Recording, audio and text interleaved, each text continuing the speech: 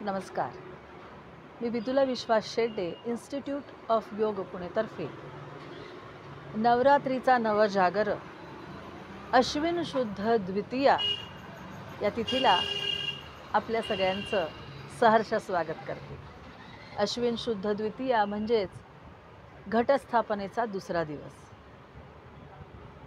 नेहमीसारखाच आपण ओंकार म्हणूयात, सर्वमंगल मांगल्य प्रार्थना म्हणूयात आणि मग सुरुवात करूयात. दोन्ही हाताचा नमस्कार करा. तीनदा ओंकार म्हणूयात.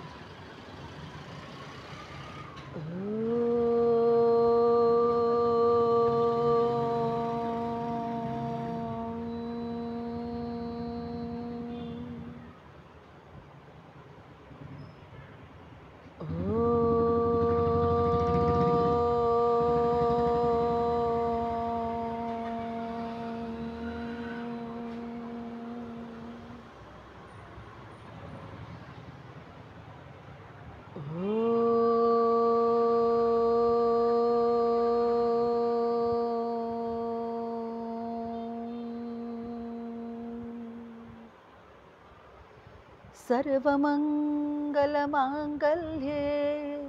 शिवे सर्वार्थसाधिके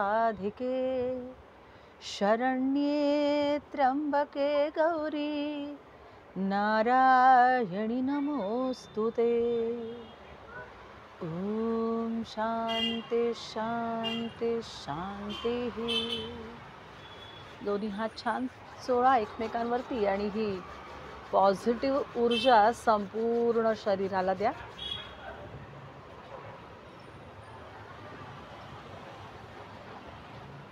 तुमच्या डोळ्यावरही हात ठेवा आणि त्या ऊर्जेचं संक्रमण हाताकडून डोळ्यांकडेही अनुभवा. मी म्हटलं तसं अश्विन शुद्ध द्वितीया म्हणजे घटाची दुसरी माळ. या दिवशी देवीचं दुसरं रूप म्हणजे ब्रह्मचारिणी याची आराधना साधना केली जाते. ब्रह्म तत्व म्हणजेच वेद आणि तपाचरण. तपाचं आचरण करणं म्हणजेच फक्त ध्यानमग्न अवस्थेमध्ये बसायचं आणि कुठलं तरी ध्यान करायचं असं नाही, तर व्रत आणि तप हे तापून सिद्ध होतं हे लक्षात ठेवलं पाहिजे. ह्या संसाररूपी तापाचं तरून जाणं म्हणजे सुद्धा एक प्रकारचं तपाचरणच आहे. मग ही पण तपस्या आहे आणि ह्याच्यासाठी किती संयम लागतो हे तुम्ही प्रत्येक जण प्रत्येक वेळी अनुभवत असता. या संयमनाने काय होतं तर इंद्रिय निग्रह होतो आणि पुन्हा पुन्हा स्वाध्यायाने मननाने तप सिद्ध होतं, विजय प्राप्त होतो. म्हणजे बघा, आयुष्यात काहीही संकट आली तरी आपण मार्ग शोधत असतो, पुन्हा पुन्हा वेगवेगळे मार्ग शोधतो. एखादा मार्ग चुकला म्हणून आपण गिवअप करत नाही, सोडून देत नाही. मग त्याचा पाठपुरावा करतो आणि त्याचा पाठपुरावा करत करत आपण आपल्या साध्याकडे म्हणजे जे आपण ठरवलं असेल त्या कार्याकडे पोहोचतो आणि मग कार्य पूर्णत्वाला जातं. पण कार्य पूर्णत्वाला गेल्यानंतर त्या कर्त्याचा अंत होतो हे लक्षात ठेवा. कार्य पूर्ण झालं, तुमचं कर्म पूर्ण झालं म्हणजे तुम्हाला फलप्राप्ती होतेच. कुठल्याही कर्माला फळ हे आहेच. मग ते फळ उपभोगल्यानंतर मात्र त्याच्यातून बाहेर पडलं पाहिजे, त्याच्यामध्येच अडकून नाही राहिलं पाहिजे, असंही ब्रह्मचारिणी माता आपल्याला सांगते. या देवीच्या हातामध्ये कमंडलू आणि दुसऱ्या हातात जपाची अक्षयमाला आहे. कुठलंही आयुध तिच्या हातामध्ये नाही. म्हणजे तप आणि तपश्चर्या आणि त्याचं तेज हीच खूप मोठी आयुध आहेत तिची. तसंच ही देवी कुठल्याही वाहनावरती बसलेली नाही, हिचे पाय जमिनीवरती आहेत. त्यामुळे ही आपल्याला असं सांगते की तपाचरणाने सिद्धी प्राप्त होतात आणि त्या सिद्धी प्राप्त जरी झाल्या तरी सुद्धा आपले पाय जमिनीवरती पाहिजे. आकाशामध्ये भरारी घ्यायची, नक्कीच घ्यायची, पण तरी सुद्धा कुठेही गर्व नको, किंतु परंतु नको आणि त्या परमेश्वरावरती एकमात्र श्रद्धा हवी. तप, संयम, विवेक आणि विजय ह्या 4 गोष्टी इथे सांगितलेल्या आहेत. कारण तपाने नेहमी संयम येतो. संयमाने विवेक जागृत होतो. काय चूक काय बरोबर आपल्याला नक्की कळतं. आणि विवेकामुळे विजय प्राप्ती नक्की आणि नक्की होते, असंही माता आपल्याला सांगते. आता या देवीला शंकरांची आराधना हवी होती, कारण तिला शंकर हे पती हवे होते. म्हणून मग नारदांनी तिला साधना करायला सांगितली, तपश्चर्या करायला सांगितली. आणि नारदांनी सांगितल्याप्रमाणे तिने शेकडो वर्ष तपश्चर्या चालू केली. पहिल्यांदी ती फळं खात होती, नंतर खाली पडलेली बिल्वपत्र खाऊन तिने तपश्चर्या केली. म्हणून तिला बिल्वपत्र खात होते म्हणून तिला अपर्णा हे नाव पडलं, की ते पण तिने सोडून दिलं बिल्वपत्र खाणं, म्हणून खरं तर अपर्णा हे नाव पडलं. तिचं तप चालू असताना सगळीकडे आपोआपच तिचं तेज सामर्थ्यामुळे सगळीकडे नावलौकिक मिळाला. देवांना तर कधी भीती नव्हती, कारण तिचं तप कशासाठी चाललंय हे माहिती होतं. पण असुरांना मात्र भीती वाटायला लागली. आणि त्याच्यामध्ये प्रचंड असुर नावाचा जो असुर होता, तो त्याची सगळी शक्ती, त्याचं सगळं सैन्य घेऊन तिच्यापर्यंत पोहोचला. तोपर्यंत सगळ्या देवी, योगिनी, लक्ष्मी, सरस्वती ह्या तिच्या मदतीला धावल्या, कारण तपाचरण करताना तिला कुठला व्यत्यय येऊ नये. त्यांनी त्याच्या सैन्याचा तर नाश केला, पण प्रचंड असुराचा काही नाश व्हायला तयार नाही. आणि हे सगळं करता करता करता आयुध आणि धामधुमीमध्ये काय झालं तर तिच्या कमंडलूला धक्का लागला. आणि कमंडलूला धक्का लागल्याबरोबर त्याचं पाणी व्हायला लागलं आणि त्याच्या सामर्थ्यामुळे महापूर आला. जे उरलं सुरलं प्रचंड असुराचं सैन्य होतं तेही सगळं वाहून गेलं. पण तरीसुद्धा प्रचंडासुर मात्र जिवंत राहिला. मग तेव्हा ह्या देवीनी, ब्रह्मचारिणी अपर्णानी, तपश्चर्या करणारी तपश्चारिणी, तिने तिचे डोळे अर्धवट उघडले. तिच्या अर्धवट डोळ्यांमध्ये सुद्धा इतकी ताकद प्रचंड होती की त्याच्यामध्ये त्या प्रचंडासुराचं भस्म झालं. इतकं तेज होतं की त्या तेजाने त्याचं भस्म झालं. म्हणजेच ब्रह्मचारिणी शक्तीचं स्थान जे आहे ते वाईट गोष्टींना जाळून टाकणारं. म्हणूनच ब्रह्मचारिणीचं स्थान हे आपलं स्वाधिष्ठान चक्र आहे. बघा, साधी एक सिंपल गोष्ट सांगते. जर मातेच्या गर्भामध्ये रुजणारा गर्भ चांगला नसेल, काही कारणाने, काहीतरी त्याच्यामध्ये व्याधी असतील, आधी असतील, तर तो निघून जातो, आपोआप पडून जातो. तो चांगला तसाच, तो जर तसा वाईट असेल तर राहत नाही. हे नैसर्गिकरित्या होतं. आता औषधांनी वगैरे आपण काय काय नाना प्रयोग करतो आणि किती त्यामुळे लहान मुलांमध्ये वैगुण्य असतं हे आपण बघतो. पण हे आपण केल्यामुळे आहे, त्या औषधांचा तो परिणाम आहे. पण नाहीतर गर्भाशयामध्ये अशी व्यवस्था असते की जर तो गर्भ चांगला नसेल तर तो बाहेर पडतो. तिथल्या स्वाधिष्ठान चक्राच्या 2 देवता आहेत आणि त्या म्हणजे स्वतः ब्रह्माजी, ही जी सृजनाची देवता आहे, आणि माता सरस्वती, वाचेची देवता, बरोबर आहे, वाग्वाणी. तसंच कर्तृत्वाची देवता, म्हणजे चढत्या क्रमाने आपल्याला विद्येचं अधिष्ठान देणारी. इथे फक्त प्रोक्रिएशन म्हणजेच पुनरुत्पादन हे अभिप्रेत नाही, तर तिथे वेगवेगळ्या कल्पना साकार होणं, वेगवेगळी कार्य करणं आणि त्या कल्पना आणि कार्यांना त्याच्या उद्दिष्टापर्यंत नेणं हे इथे अभिप्रेत आहे. आणि म्हणूनच माता ब्रह्मचारिणी ही अशी शक्ती आहे की ब्रह्मन आणि सरस्वतीची ती शक्ती आहे. बघा, कल्पनांना मूर्त स्वरूप देण्यासाठी, कार्यासाठी संसाधनांची गरज पडते, पण शस्त्रांची, अस्त्रांची गरज पडत नाही. कारण ती संसाधनं, ती बुद्धी हेच तिथे अस्त्र असतं, कारण ते त्या कार्यसिद्धीला, कर्तव्यसिद्धीला मदत करतं.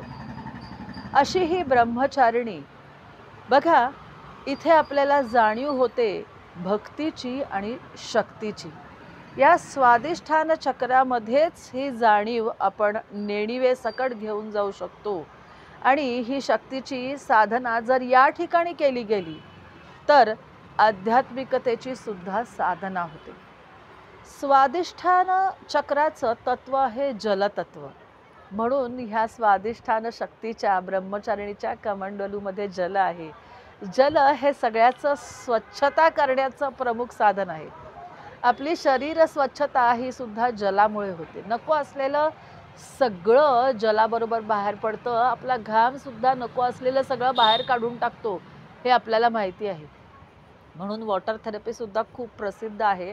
कारण नको असलेलं शरीरातला मैदान सकट नको असलेली सगळी द्रव्य ही त्या पाण्याबरोबर निस्सारित होतात, बाहेर पडतात. आणि जलतत्वाचं आणखीन एक कारण तो प्रवाही आहे, बदलता आहे. कायम त्याच्यामध्ये आलेले बदल स्वीकारले जातात, नको असलेलं फेकून दिलं जातं आणि जे चांगलं आहे ते प्रवाही होतं. असंही ब्रह्मचारिणी आपल्याला शिकवते. तर जाणीवेनी नेणिवेनी स्वादिष्ठान चक्राच्या इथे जाऊयात. 6 पाकळ्यांचं हे स्वादिष्ठान चक्र षड रिपूंना मित्रत्वाकडे आणणारं. हे रिपू म्हटलं जातं, पण ते अतिप्रमाणात असले तर. नाहीतर क्रोध लोभ मोह मद मत्सर थोड्या थोड्या प्रमाणात पाहिजेच हो. क्रोध असल्याशिवाय कार्य चांगली घडत नाहीत. लोभ असल्याशिवाय प्रेम नसतं. थोडासा किंचित मत्सर असल्याशिवाय आपली गोष्ट आपल्याकडे राहत नाही. अशा प्रत्येक गोष्टी थोड्या प्रमाणात हव्यात. त्या जेव्हा वाढतात तेव्हा ते आपले शत्रू होतात. म्हणूनच त्यांना मित्रस्वरूपामध्ये कसं जपायचं हेही हे स्वादिष्ठान चक्र सांगतं. शांत श्वास घेत तुमच्या श्वासाबरोबर तुमच्या हृदयातनं बाहेर पडून तुमच्या मानेच्या मणक्यामधून प्रवाहित होत सावकाश स्त्रियांचं जिथे गर्भाशय असतं त्याच्या पाठीमागे किंवा लोअर ॲब्डोमेन नाभीच्या खाली 4 बोटं तिथे पाठीमागे असलेलं हे स्वादिष्ठान चक्र केशरी रंगाचं 6 पाकळ्यांचं असं हे सुंदर स्वादिष्ठान चक्र. त्याचा बीज मंत्र आहे वम. त्याचा उच्चार आपण आता करूयात. वम 5 वेळा म्हणूयात आणि मग पुढे जाऊयात. वम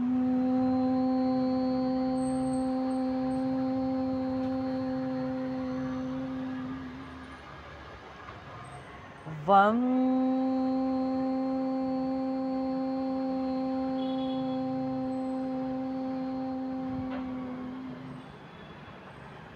वम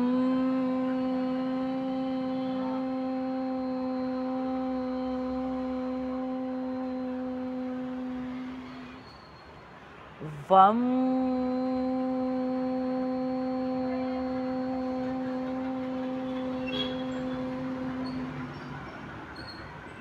वम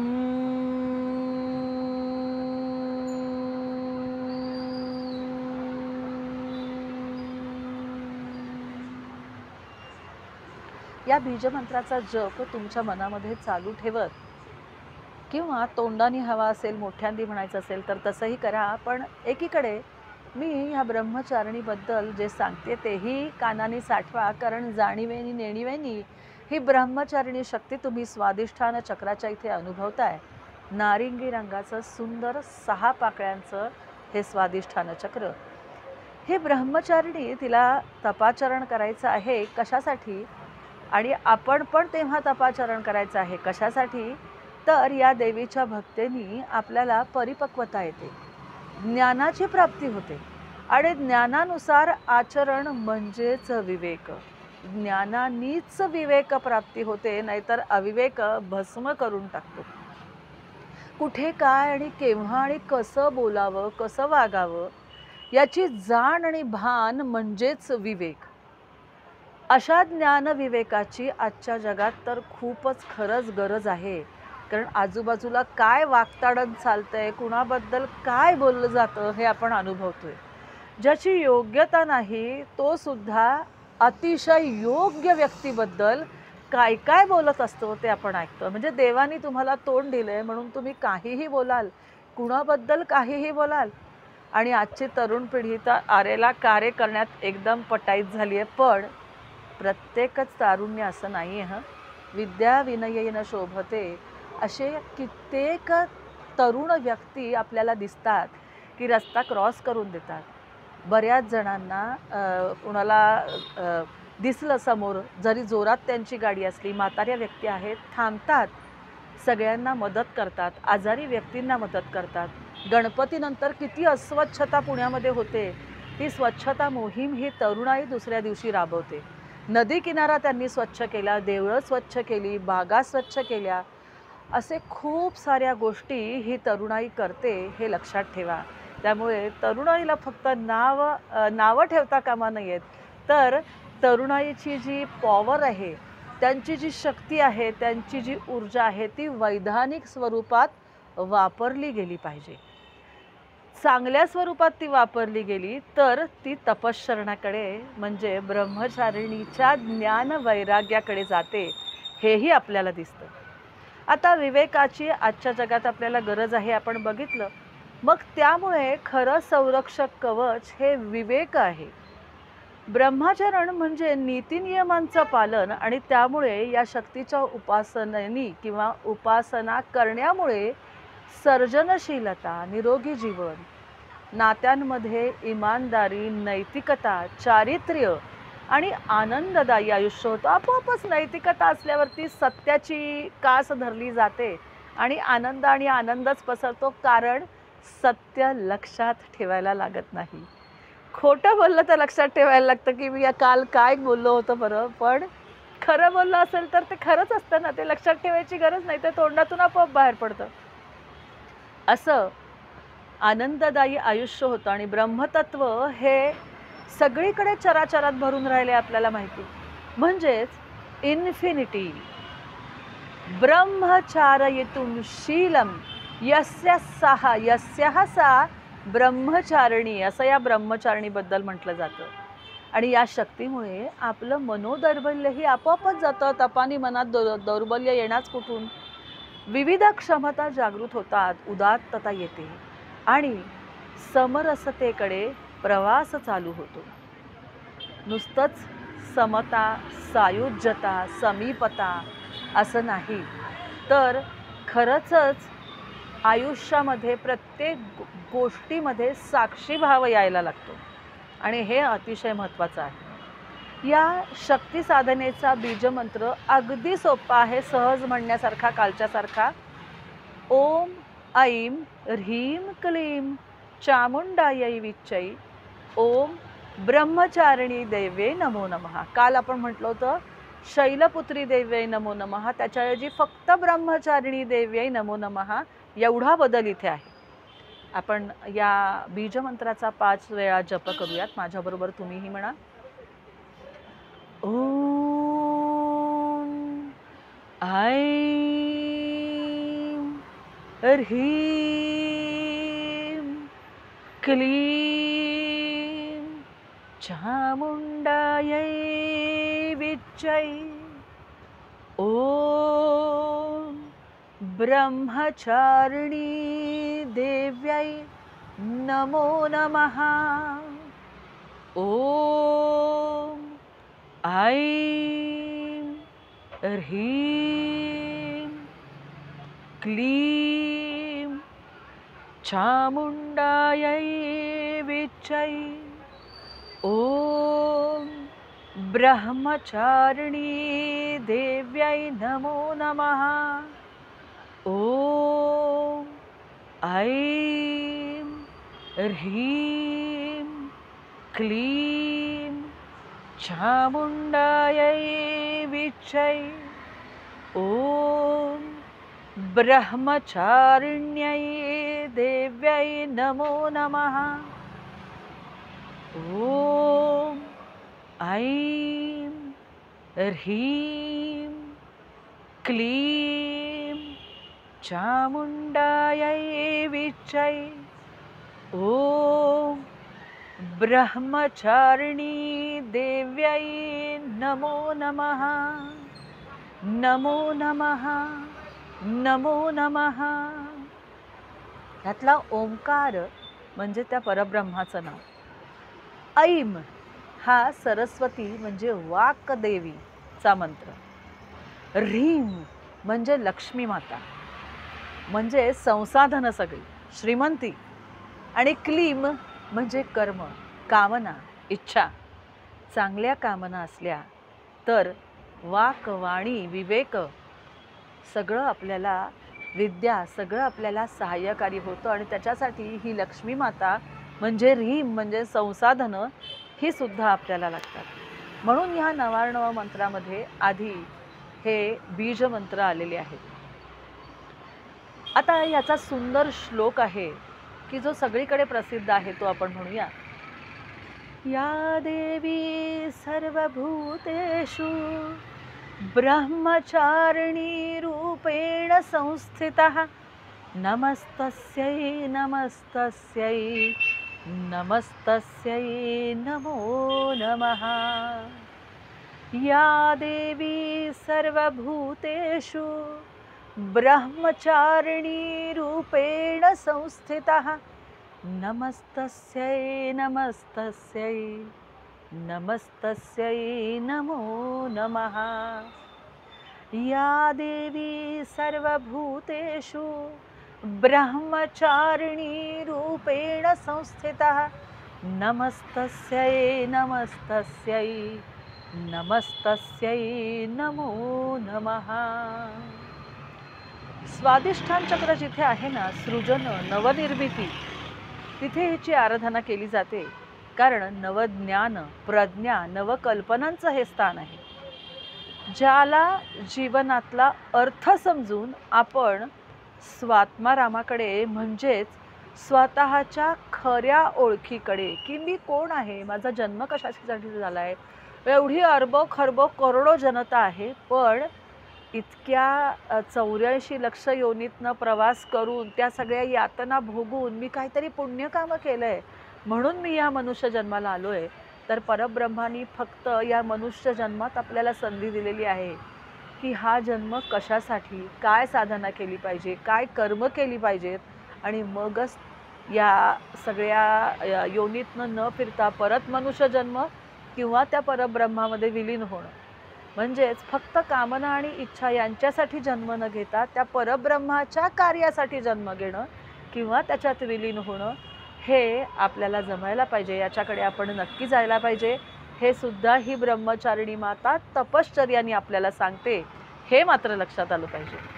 आणि म्हणूनच स्वतःच्या खऱ्या ओळखीकडे आपली वाटचाल, त्याच्या उत्तराकडे वाटचाल इथे होते।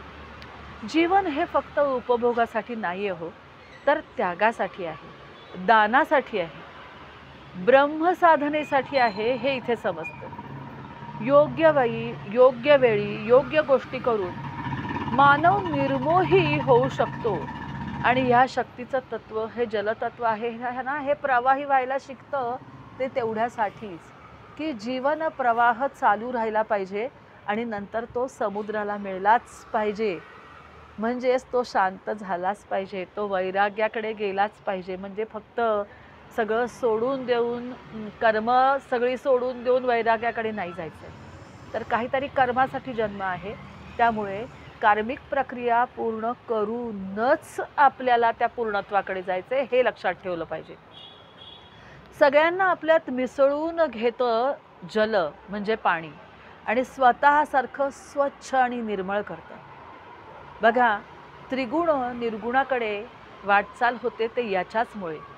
कारण अहंकार नष्ट झाल्यामुळे, षडरिपू षडविकार नष्ट झाल्यामुळे माणूस आत्मोन्नतीकडे जातो, जीवनातली खरी समृद्धी कळते आणि आयुष्यात आनंदमय होतं। फक्त आणि फक्त आनंद तत्व हेच आपलं तत्व आहे, हे इथे समजायला लागतं। आता ह्याच्यासाठी आपण आणखीन साधनेनी शक्ती जागरण करूयात, तर तिचं स्तोत्र म्हणूया। माझ्या पाठोपाठ तुम्ही म्हटलं तरी चालेल, मी 3दा म्हणणार आहे, त्यामुळे तुमच्या आपोआप लक्षात येईल। मी अगदी सावकाश म्हणते, त्यामुळे तुम्ही प्रत्येक शब्द नक्की ऐकून म्हणू शकता। असं वाटलं कुठे नाही म्हणता येते तर फक्त ऐका। तपश्चारिणीं त्वं हि तापत्रयनिवारिणीं ब्रह्मरूपधरां ब्रह्मचारिणीं प्रणमाम्यहम्। शङ्करप्रिया त्वं हि भुक्तिमुक्तिदायिनं शान्तिदा ज्ञानदा ब्रह्मचारिणीं प्रणमाम्यहम्। आता हिचं जे चित्र मी तुम्हाला व्हॉट्सअपच्या ग्रुपवरती पाठवलं, तर त्याचं वर्णन असलेला एक श्लोक आहे, तो आपण ऐकूयात. म्हणजे आपोआपच तिचं सगुण रूप तुमच्या डोळ्यासमोर साकार होईल. करपद्माभ्याम अक्षमाला कमंडलुम प्रसीदतु मयि ब्रह्मचारिण्यम उत्तमा. दोन्हीही पाय कमळामध्ये किंवा जमिनीवरती असलेली, एका हातामध्ये अक्षयमाला घेतलेली, एका हातामध्ये कमंडलू आणि गळ्यात रुद्राक्षांच्या माळा घातलेली. सगळे अलंकार हिचे फुलाचे, पांढऱ्या फुलांचे आहेत, कारण श्वेत रंग सगळ्या रंगांना स्वतःमध्ये सामावून घेतं बघा. म्हणूनही हिने सौंदर्य अलंकार जे घातलेले आहेत ते पांढऱ्या रंगाचे घातलेले आहेत. आणि पाणीसुद्धा आपल्याला दिसताना निर्मळ स्वच्छ पांढरं दिसतं. खरं आपण म्हणतो पाण्याला रंग नाही, चव नाही, वास नाही, पण त्याच्यात ज्याचं प्रतिबिंब दिसतं ते म्हणजे आकाश, त्यामुळे पाणी निळं दिसतं. तुम्ही पांढऱ्या भांड्यात ठेवलं तर पाणी पांढरं दिसतं. तुम्ही जो रंग त्याच्यामध्ये घालाल तसं त्या रंगाचं ते दिसतं. म्हणजे ज्याला हवं त्याला तसं, पण तरीही निर्मळ, सगळ्यामध्ये असून नसल्यासारखं, म्हणजेच वैराग्य, अलिप्त राहणं. काही काही व्यक्ती अशा असतात, किंवा आपण सुद्धा असं होऊ शकतो बघा. ग्रुप बसलेला असतो, आपण सगळ्यांमध्ये बसलेलो असतो, आनंदी असतो, उत्साहाने सगळं साजरं करत असतो, तरीसुद्धा कुठेतरी अलिप्तता आपोआप त्या गोष्टींमधून येत जाते. हे अर्थातच ज्ञानामुळे किंवा अनुभवांमुळे, समृद्धतेमुळे सुद्धा आपोआप घडत राहतं, की आपण तेवढ्यापुरतं ते साजरं करतो, पण त्याला चिकटून नाही राहत, त्याच्यापासून आपोआप अलिप्त व्हायला शिकतो. आता ह्या ब्रह्मचारिणी मातेचं ती आपलं कसं रक्षण करते ह्याच्यासाठी एक कवच म्हणते. मी जसं जसं हात माझ्या कपाळावरती, ललाटावरती, डोक्यावरती ठेवते त्याप्रमाणे तुम्हीही ठेवा. मी सावकाश म्हणते, त्यामुळे आपोआपच त्या कवचानी तुमच्यासुद्धा शरीराचं रक्षण होणार आहे, हेही लक्षात ठेवा. त्रिपुरा मे हृदयं पातु ललाटे शङ्करभामिनीम् अपर्णा सदा पातु नेत्रो अर्धरी च कपोल पंचदशी कंठे पातु मध्यदेशे पातु महेश्वरी षोडशी सदा पातु नाभो गृहो च पादयो अंग प्रत्यंग सततं पातु ब्रह्मचारिणी. सगळ्या तुमच्या अंगा प्रत्यंगावरून हात फिरवा की ब्रह्मचारिणी त्या सगळ्याचं रक्षण करते. आता ह्या सुंदर मंगलमय प्रसंगी आपण जसं ब्रह्मचारिणीचं कवच बघितलं, ब्रह्मचारिणीचा बीजमंत्र म्हणजे स्वाधिष्ठान चक्राचा बीजमंत्र बघितला, त्याची स्तुती, त्या ब्रह्मचारिणीची, त्या तत्वाची स्तुती करण्यासाठी तोही श्लोक बघितला की या देवी सर्वभूतेषु ब्रह्मचारिणी रूपेण संस्थितः. मग ही 9 तत्व, हे नवरंग, ही 9 चक्र आपल्या शरीरामध्ये आहेत. पिंडी ते ब्रह्मांडी या स्वरूपामध्ये ती सगळीकडे बाहेर आहे, चराचरामध्ये आहेत, हेही लक्षात ठेवा. म्हणजे ही ऊर्जेची स्थानं जी आपण आपल्या शरीरामध्ये जागृत करतोय ती बाहेर आहेत. बघा, ग्रह आहेत.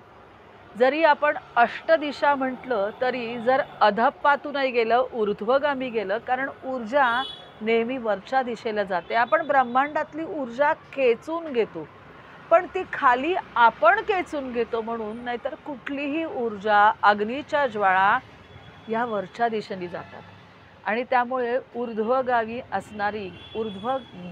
असणारी अशी ही ऊर्जा ती नेहमी आपल्याला गती देते.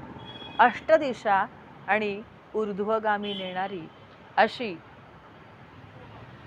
म्हणजेच 9 झाल्या की नाही, 9 दिशा इथे झाल्या. अधोगामी नाही म्हटलं, ऊर्ध्वगामी म्हटलं. तसंच नवरंग आहेत, मी म्हटलं नवशक्ती आहेत. इतके सगळे 9 प्रकार आपल्या आजूबाजूला आहेत. प्रत्येक अक्षराचं काही ना काहीतरी महत्त्व असतं बघा. प्रत्येक गोष्टीला काहीतरी महत्त्व. जसं त्रिगुण आहेत, तसं आपण म्हटलं धर्म अर्थ काम मोक्ष 4 पाकळ्या, त्या आपण 4 या गोष्टींना सुद्धा बऱ्याच गोष्टीसाठी महत्त्व देतो. त्रिगुणासाठी आपण बिल्वपत्र वाहतो. मग इथे 6 पाकळ्यांचं कमळ आहे. मग 6 पाकळ्यांसाठी आपण षड्रिपू आणि ते मित्रत्वाकडे कसे जातात हेही बघितलं.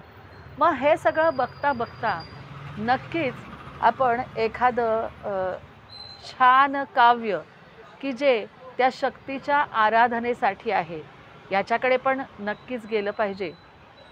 आणि तेवढ्यासाठी एक सुंदर काव्य तुमच्यासमोर सादर करते, ज्याचा या देवीचा निवास आपण म्हणतो की सगळीकडे चराचरामध्ये आहे.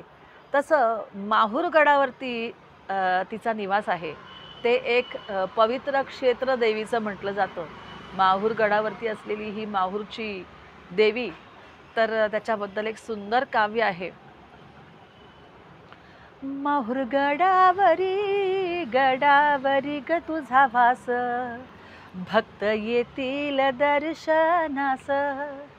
पिवळे पातळ ग पातळ बुट्टेदार, अंगी चोळी न हिरवी गार.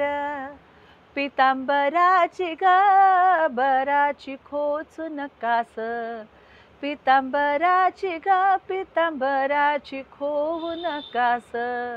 भक्त येतील दर्शनास. बिंदी बिजवरा ग बिंदी बिजवरा भाळी शोभे, कर्णी बाळ्यान वेल झुबे. हिच्या नथेला ग हिच्या नथेला हिरवा घोस, भक्त येतील दर्शनास.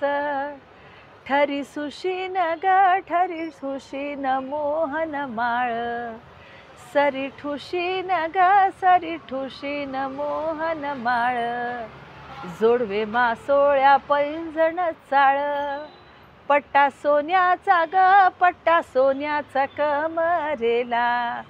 हाती हिरवा चुडा शोभला, माहूरगडावरी गडावरी ग तुझा वास.